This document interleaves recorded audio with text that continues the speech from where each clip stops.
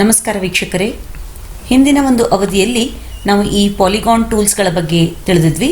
ಇವತ್ತಿನ ಒಂದು ಅವಧಿಯಲ್ಲಿ ಸರ್ಕಲ್ ಟೂಲ್ ಬಗ್ಗೆ ತಿಳಿದುಕೊಳ್ಳೋಣ.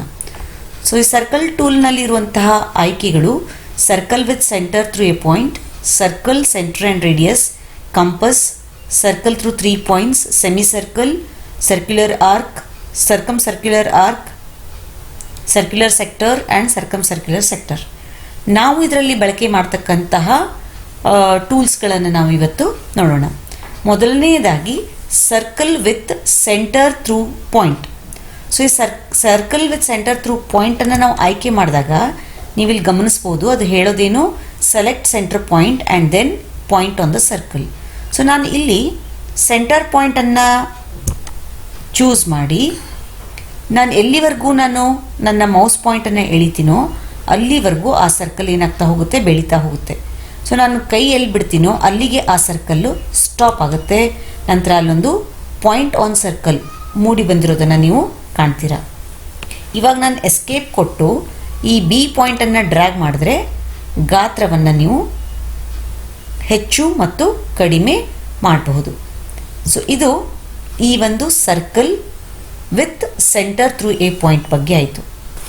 ಇವಾಗ ನಾವು ಈ ಒಂದು ಸರ್ಕಲ್ ಮೇಲೆ ಮಾಡಬಹುದಾದಂತಹ ಅನಿಮೇಷನ್ಸ್ಗಳ ಬಗ್ಗೆ ತಿಳಿದುಕೊಳ್ಳೋಣ. ನಾನು ಇವಾಗ ಏನು ಮಾಡ್ತೀನಿ, ಈ ಒಂದು ಸರ್ಕಲ್ ಮೇಲೆ ಒಂದು ಪಾಯಿಂಟನ್ನು ಗುರುತಿಸ್ತೀನಿ.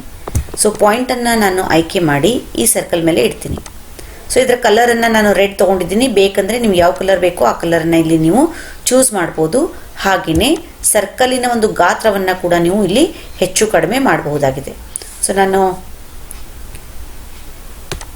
ನೋಡಿ ಇಲ್ಲಿ ಈ ಥರ ಡ್ರ್ಯಾಗ್ ಮಾಡುವುದರ ಮೂಲಕ ಅದರ ಗಾತ್ರವನ್ನು ನೀವು ಹೆಚ್ಚು ಕಡಿಮೆ ಮಾಡಬಹುದು.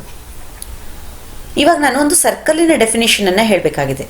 ಸೊ ಸರ್ಕಲ್ ಡೆಫಿನೇಷನ್ ಏನು ಹೇಳುತ್ತೆ, ಒಂದು ಸ್ಥಿರ ಬಿಂದುವಿನಿಂದ ಸ್ಥಿರ ದೂರದಲ್ಲಿ ಚಲಿಸುವ ಬಿಂದುವಿನ ಪಥವೇ ಒಂದು ವೃತ್ತ ಅಂತ. ಹಾಗಾಗಿ ನಾನು ಈ ಒಂದು ಬಿಂದು ಚಲಿಸುವಂತೆ ಮಾಡ್ತೀನಿ. ಹಾಗಾದ್ರೆ ಚಲಿಸಿದ್ರೆ ಏನಾಗುತ್ತೆ ನೋಡಿ. ಸೊ ಇದನ್ನು ನೀವು ಡ್ರ್ಯಾಗ್ ಮಾಡೋದ್ರ ಮೂಲಕ ಬಿಂದುವನ್ನು ನೀವು ಚಲಿಸ್ಬೋದು ಒಂದು. ಸೊ ಚಲಿಸಿದ್ರೆ ಏನೂ ಆಗಲಿಲ್ಲ, ಆದರೆ ಇದು ಚಲಿಸಿದ ಪಥ ನಿಮಗೆ ಗೊತ್ತಾಗಬೇಕು ಅಂದರೆ ನಾನೇನು ಮಾಡ್ತೀನಿ, ಅದರ ಮೇಲೆ ಟ್ರೇಸ್ ಆನ್ ಅಂತ ಕೊಡ್ತೀನಿ.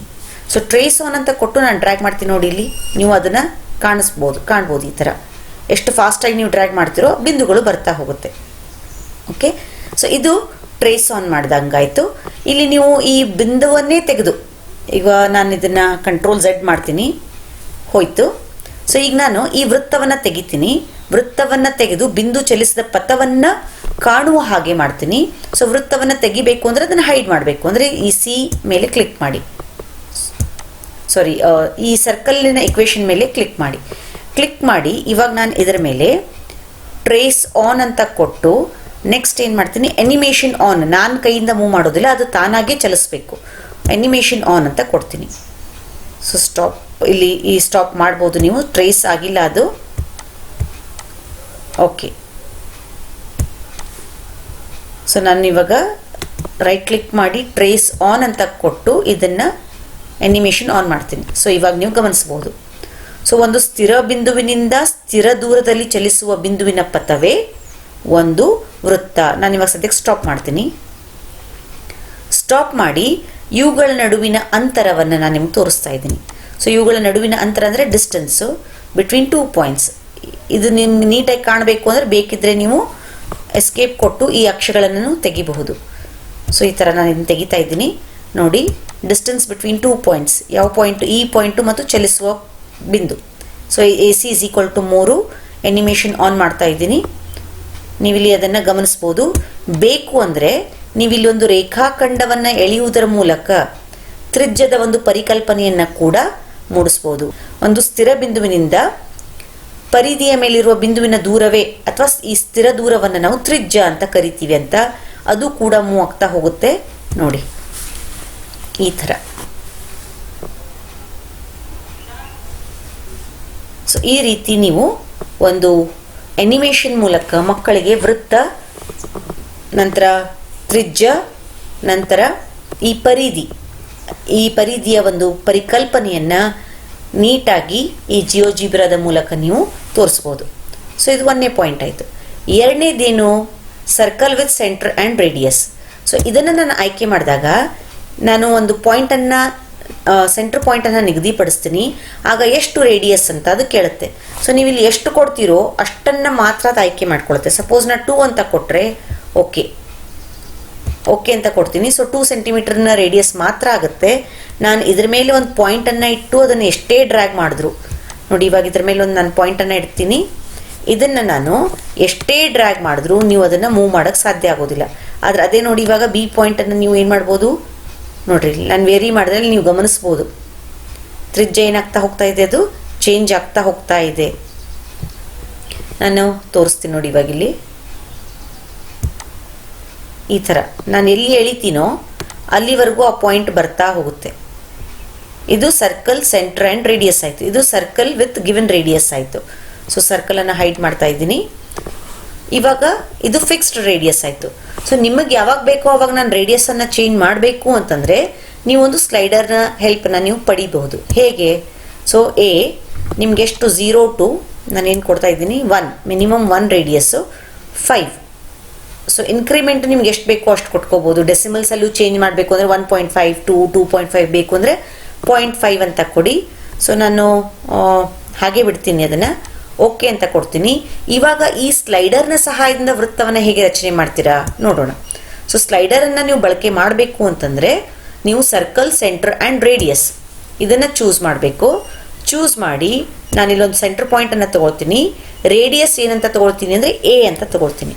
ಎ ಅಂತ ತೊಗೊಂಡು ಓಕೆ ಅಂತ ಕೊಟ್ಟಾಗ ಸೊ ಇಲ್ಲಿ ರೇಡಿಯಸ್ 1 ಇರೋದ್ರಿಂದ ಇದು 1 ಇದೆ. ಈಗ ನಾನು ಎಸ್ಕೇಪ್ ಅಂದರೆ ಈ ಮೂವ್ ಟೂಲನ್ನು ಚೂಸ್ ಮಾಡಿ ರೇಡಿಯಸ್ 2 ಮಾಡ್ತೀನಿ. ನೋಡಿ ಎಲ್ಲಿವರೆಗೂ ಮ್ಯಾಕ್ಸಿಮಮ್ 5, ನನ್ನ ಮ್ಯಾಕ್ಸಿಮಮ್ ಲಿಮಿಟ್ 5 ತೊಗೊಂಡಿದ್ದೆ. ಈ ಥರ ನಿಮಗೆ ಬೇಕಾದ ರೀತಿಯಲ್ಲಿ ನೀವು ಅಂದರೆ ಮಿನಿಮಮ್ ಟು ಮ್ಯಾಕ್ಸಿಮಮ್ ನೀವೇ ಈ ಸ್ಲೈಡರ್ನ ಮೂಲಕ ವೃತ್ತದಲ್ಲಿ ಬದಲಾವಣೆಯನ್ನು ನೀವು ತರಬಹುದು. So this is with the help of radius slider. So this is fixed radius. ನೀವು ಎಷ್ಟು ಕೊಡ್ತೀರೋ ಅಷ್ಟಕ್ಕೆ ಮಾತ್ರ ಇದು ಸೀಮಿತ ಆಗುತ್ತೆ. ಸೊ ಇದು 2ನೇ ವಿಧಾನ ಆಯಿತು. ಇನ್ನು 3ನೇ ವಿಧಾನ ಏನು ಅಂದರೆ ಕಂಪಸ್. ಕಂಪಸ್ಸನ್ನು ನಾನು ಚೂಸ್ ಮಾಡಿದಾಗ ಅದೇನು ಹೇಳುತ್ತೆ ನೋಡಿ, select segment or 2 points of the radius then centre point.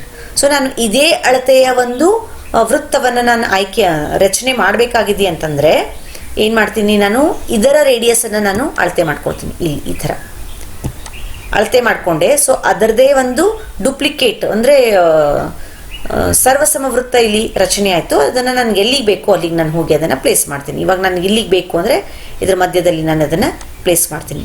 ಇವಾಗ ಇಲ್ಲಿಂದ ಇಷ್ಟು ತ್ರಿಜ್ಯವಿರುವಂತಹ ವೃತ್ತ ನನಗೆ ಬೇಕು ಅಂತಂದರೆ ನೋಡಿ, ಕಂಪಸ್ ಇಷ್ಟು ಬೇಕು ನನಗೆ ಎ ಇಂದ ಬಿಗೆ. ಸೊ ಇದನ್ನು ಎಲ್ಲಿಗೆ ಬೇಕೋ ನೀವು ಅಲ್ಲಿಗೆ ಹೋಗಿ ಅದನ್ನು ನೀವು ಈ ಥರ ಅದನ್ನು ಪ್ಲೇಸ್ ಮಾಡ್ಬೋದು. ಸೊ ಈ ರೀತಿ ನೀವು ಕಂಪಸ್ಸಿನ ಒಂದು ಬಳಕೆಯನ್ನು ಮಾಡ್ತೀರಾ. ಇನ್ನು ನೆಕ್ಸ್ಟ್ 4th ಯಾವುದಪ್ಪ ಅಂದರೆ ಸರ್ಕಲ್ ಥ್ರೂ 3 points. ಸೊ ನಮ್ಮೆಲ್ಲರಿಗೂ ಗೊತ್ತಿದ್ದೇ ಇದೆ, ಒಂದು ವೃತ್ತದ ರಚನೆ ಆಗಬೇಕು ಅಂದರೆ ನಿಮಗೆ ಕನಿಷ್ಠ 3 ಬಿಂದುಗಳು ಬೇಕೇ ಬೇಕು. ಹಾಗಾದ್ರೆ ನಾನು ಇವಾಗ ಆ 3 ಬಿಂದುಗಳನ್ನು ಆಯ್ಕೆ ಮಾಡ್ಕೊಳ್ತೀನಿ. ನೋಡಿ ಆ ಟೂಲನ್ನು ಚೂಸ್ ಮಾಡೋಣ. ಮೊದಲು ಸರ್ಕಲ್ ಥ್ರೂ 3 points. ಸೊ ಆ 3 points ಇದು 1, ಇದು 2, ಇದು 3. ನಾನು ಎಲ್ಲಿ ಕೈ ಬಿಡ್ತೀನೋ ಅಲ್ಲಿಗೆ ವೃತ್ತ ಉಂಟಾಗುತ್ತೆ. ನೋಡಿ ಇಲ್ಲಿ ಬಿಟ್ಟರೆ ಇಲ್ಲಿಗಾಗುತ್ತೆ, ಇಲ್ಲಿಗೆ ಬಿಟ್ಟರೆ ಇಲ್ಲಿಗಾಗುತ್ತೆ. ಯಾಕಂದರೆ ನಮ್ಮೆಲ್ರಿಗೂ ಗೊತ್ತಿದ್ದೇ ಇದೆ, ನಾವು ವೃತ್ತದ ರಚನೆಯನ್ನು ಹೇಗೆ ಮಾಡ್ತೀವಿ, ಸರ್ಕಲ್ ಡ್ರಾ ಮಾಡುವಾಗ ಅನುಸರಿಸುವ ಹಂತವನ್ನೇ ನಾವು ಇಲ್ಲಿ ಬಳಕೆ ಮಾಡ್ತೀವಿ. ಇಲ್ಲೊಂದು ಪರ್ಪೆಂಡಿಕ್ಯುಲರ್ ಬೈಸೆಕ್ಟರು, ಇಲ್ಲೊಂದು ಪರ್ಪೆಂಡಿಕ್ಯುಲರ್ ಬೈಸೆಕ್ಟರ್ ಎಳೆಯುವುದರ ಮೂಲಕ ನಾವು ಒಂದು ಸರ್ಕಲನ್ನು ಡ್ರಾ ಮಾಡ್ಬೋದು. ಸೊ ಮಕ್ಕಳಿಗೆ 3 ಬಿಂದುಗಳ ಸಹಾಯದಿಂದ ನಾವು ಒಂದು ವೃತ್ತವನ್ನು ರಚನೆ ಮಾಡಬಹುದು ಅನ್ನೋದನ್ನು ಈ ಒಂದು ಸರ್ಕಲ್ ಥ್ರೂ 3 pointsನ ಸಹಾಯದಿಂದ ನಾವು ತೋರಿಸ್ತೀವಿ. Next semicircle. ಸೊ ಸೆಮಿ ಸರ್ಕಲನ್ನು ಹೇಗೆ ಮಾಡ್ತೀವಿ ಅಂದರೆ 2 pointsಗಳು ಬೇಕು. ಸೊ ನಾನು ಇಲ್ಲೊಂದು ಪಾಯಿಂಟ್ ಚೂಸ್ ಮಾಡ್ತೀನಿ, ಇಲ್ಲೊಂದು ಪಾಯಿಂಟ್ ಚೂಸ್ ಮಾಡ್ತೀನಿ. ಸೊ ನೀವು ಎಲ್ಲಿಗೆ ಬಿಡ್ತೀರೋ ಅಲ್ಲಿವರೆಗೂ ಅದು ಅರ್ಧ ವೃತ್ತದ ರಚನೆ ಆಗೋದನ್ನು ನೀವು ಕಾಣ್ತೀರಾ. So this is semicircle. ಇವಾಗ ನಾನು ಈ ಲೈನಿಗೆ ಒಂದು ಸೆಮಿ ಸರ್ಕಲ್ ಡ್ರಾ ಮಾಡಬೇಕು ಅಂದರೆ ಇದ್ರ ಮೇಲೆ ಒಂದು ಕ್ಲಿಕ್ ಮಾಡಿದೆ, ಇಲ್ಲೊಂದು ಕ್ಲಿಕ್ ಮಾಡಿದೆ, ಸೆಮಿ ಸರ್ಕಲ್ ಉಂಟಾಯಿತು. Next circular arc. ಸೊ ಈ ಸರ್ಕ್ಯುಲರ್ ಆರ್ಕ್ ನಮ್ಗೆ ಯಾವಾಗ ಬೇಕು ಅಂತಂದರೆ ಒಂದು ಕೋನವನ್ನು ರಚನೆ ಮಾಡಿದಾಗ ನೀವು ಅದನ್ನು ತೋರಿಸ್ಬೇಕು ಅಂದರೆ select centre and 2 points. So ಇಷ್ಟೇ ನನಗೆ ಈಗ ಡ್ರಾ ಮಾಡಿ ತೋರಿಸ್ಬೇಕಾಗಿದೆ. ಕಂಸ ಅಂದರೆ ಇದು ಅಂತ ತೋರಿಸ್ಬೇಕಾಗಿದೆ. ಸೊ ನಾನು ಇಲ್ಲಿ ಸೆಂಟರನ್ನು ಚೂಸ್ ಮಾಡಿ ಇಲ್ಲಿಂದ ಇಲ್ಲಿವರೆಗೂ ಅಂತ ತೋರಿಸ್ತಾ ಇದ್ದೀನಿ. ಸೊ ಇಲ್ಲಿ ಡಾರ್ಕ್ ಆಗಿರೋದನ್ನು ನೀವು ಕಾಣ್ಬೋದು. ಇದ್ರ ಕಲರನ್ನು ಕೂಡ ನೀವು ಮಕ್ಕಳಿಗೆ ತೋರಿಸ್ಬೋದು. ಎಸ್ಕೇಪ್ ಕೊಡಿ. ಸೊ ಈ ಕಲರನ್ನು ನೀವು ಇಲ್ಲಿ ಚೇಂಜ್ ಮಾಡಿ, ಲೈನಿನ ಕಲರನ್ನು ನೀವು ಚೇಂಜ್ ಮಾಡ್ಬೋದು. ಸೊ ದಿಸ್ ಇಸ್ ಆರ್ಕ್ ಅಂತ ತೋರಿಸ್ಬೋದು. ಹೇಗೆ ಮಾಡ್ತೀರಾ? ಸೆಂಟರ್ ಪಾಯಿಂಟು, ನಂತರ 2 ಪಾಯಿಂಟ್ಸು. ಇದನ್ನು ನಾನು ಒಂದು ಕೋನದಲ್ಲಿ ನಿಮಗೆ ಅದನ್ನು ರಚನೆ ಮಾಡಿ ತೋರಿಸ್ತಾ ಇದ್ದೀನಿ ನೋಡಿ. ಆರ್ಕ್ ಇಲ್ಲಿ ಬೇಕು ಅಂತಂದರೆ ಈ ಥರನೂ ನೀವು ಇಲ್ಲಿ ತೋರಿಸ್ಬೋದು. Centre, so this is 1 point and this is 1 point. ಈ ಥರ ನೀವು ಇಲ್ಲಿ ಥರ ರಚನೆಯನ್ನು ನೀವು ಮಾಡ್ಬೋದು. ಆ್ಯಂಡ್ ನೆಕ್ಸ್ಟ್ ಇದನ್ನು ನಾವು ಬಳಕೆ ಮಾಡೋದಿಲ್ಲ. Circular sector. So circular sector ಅಂತಂದರೆ ನೋಡಿ, ಇದನ್ನು ನಾನು ಚೂಸ್ ಮಾಡ್ತಾ ಇದ್ದೀನಿ. ಸರ್ಕ್ಯುಲರ್ ಸೆಕ್ಟರ್ ಅಂತಂದರೆ ಇದು centre, point and then 2 points. ಇದನ್ನೇ ನಾನು ಇವಾಗ ಈ ಸರ್ಕ್ಯುಲರ್ ಆರ್ಕನ್ನು ಸೆಕ್ಟರ್ ಮಾಡ್ತಾ ಇದ್ದೀನಿ ನೋಡಿ. ಈ ಪೂರ್ತಿ ಶೇಡೆಡ್ ರೀಜನನ್ನು ನೀವು ಇಲ್ಲಿ ಕಾಣ್ಬೋದು. 1, 2, 3. So this is sector. 2 ತ್ರಿಜ್ಯ ಮತ್ತು ಒಂದು ಕಂಸದ ನಡುವಿನ ಪ್ರದೇಶವನ್ನು ನಾವು ಸೆಕ್ಟರ್ ಅಂತ ಕರಿತೀವಿ. ಸೊ ಇದು ಒಂದು ಸೆಕ್ಟರ್ ಆಯಿತು. ಸೊ ಎಸ್ಕೇಪ್ ಮಾಡುವುದರ ಮೂಲಕ ನಾವು ಅದನ್ನು ಮೂವ್ ಕೂಡ ಮಾಡ್ಬೋದು. ಸೊ ಇದು ಹಾಫ್ ಸರ್ಕಲ್ಲು, ಈ ಥರ ನೀವು ಇದನ್ನೆಲ್ಲ ಹೀಗೆ ತೋರಿಸ್ಬೋದು. ಸೆಕ್ಟರ್ ರೀಜನನ್ನು ನೀವು ಮಕ್ಕಳಿಗೆ ತೋರಿಸ್ಬೋದು. ಸೊ ಇದಿಷ್ಟು ಈ ವೃತ್ತದ ಟೂಲ್ ಬಗ್ಗೆ ಆಯಿತು. ನಾವು ಹೆಚ್ಚಾಗಿ ಬಳಕೆ ಮಾಡುವಂತಹ ಈ ಎಲ್ಲ ಟೂಲ್ಸ್ನ ಪರಿಚಯವನ್ನು ನಿಮಗಿವತ್ತು ನಾನು ಮಾಡಿದ್ದೀನಿ. ಧನ್ಯವಾದಗಳು.